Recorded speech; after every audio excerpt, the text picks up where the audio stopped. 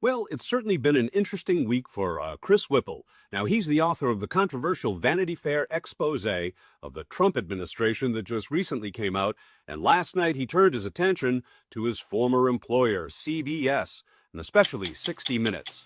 Welcome to Occupy Democrats, and please hit the subscribe button so we can keep sharing stories from the fraying edges of democracy. And you can see from behind me, this is a recreation of the tent where Charlie Kirk lost his life at Utah University in September, and people are taking selfies with it. Geez, that's something else, isn't it?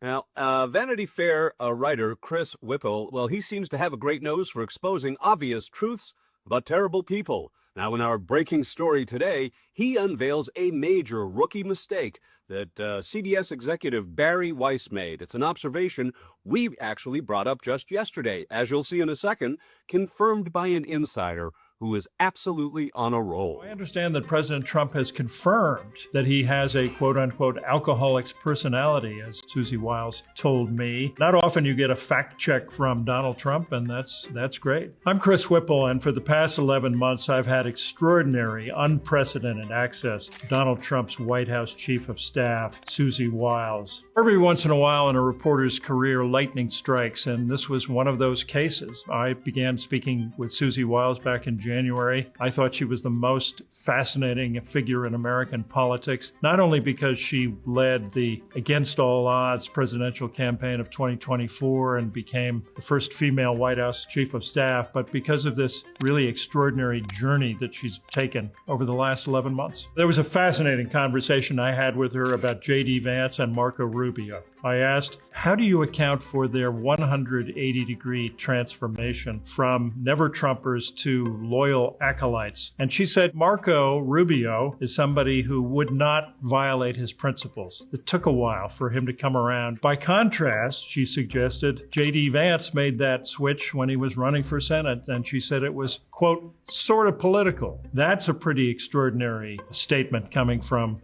the White House Chief of Staff. Susie Wiles told me that she's read what she calls the Epstein file. She says that Trump is in it, he's all over it, but not doing anything awful, as she put it. We talked all about the Epstein files and the possible consequences of not releasing them. Wiles was incredibly candid when it came to the Trump policy on Venezuela. When we first talked about it, she told me that Trump wants to blow up boats in the Caribbean until Maduro cries uncle. That's interesting because the public stance of the Trump administration to date was that this was all about stopping illegal drugs from reaching U.S. shores. She, in effect, said it was about regime change, about forcing Maduro out. So how long Susie Wiles will last as Donald Trump's White House Chief of Staff is, of course, uncertain. What we do know is that she's been one of the most consequential White House chiefs. Whether she can save Trump from himself or the country from Trump's excesses is, of course, a story with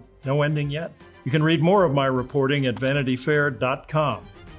Okay, in our featured video today, we'll see that Chris Whipple, he isn't just a reporter, he's an insider, an author, and a filmmaker who provides authoritative accounts and analysis of top-level U.S. politics, often stemming from his deep access, right? Okay, well, therefore, let's check out his explanation as to how much of a neophyte MAGA matron Barry Weiss is and why her strategic mistake just did Trump the worst favor possible. This is great. This was a train wreck. I mean, really unusual, almost unprecedented to yank a story at the last minute like that. I've seen it along with thousands of other people, thanks to that bootleg copy that the Canadians put out. It's a really strong investigative piece, squarely in the tradition of 60 Minutes. But here's the good news. If Barry Weiss thought she was burying this story, she's done exactly the opposite. It's become a cause célèbre. I think there's going to be tremendous pressure for CBS to air this. I can remember when 60 Minutes spiked a story about a big tobacco whistleblower back in the late 90s, and that later became a movie starring Al Pacino.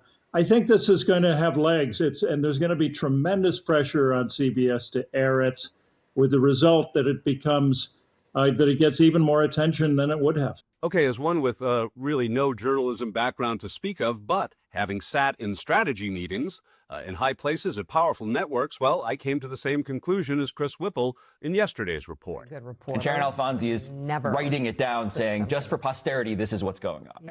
The bad news for Barry Weiss, tool of the billionaire class, is now there's going to be more attention than ever on the story. And if it ever does air, well, it will even be more heavily viewed. Now, we know they are all duplicitous, vengeful, arrogant, and cruel.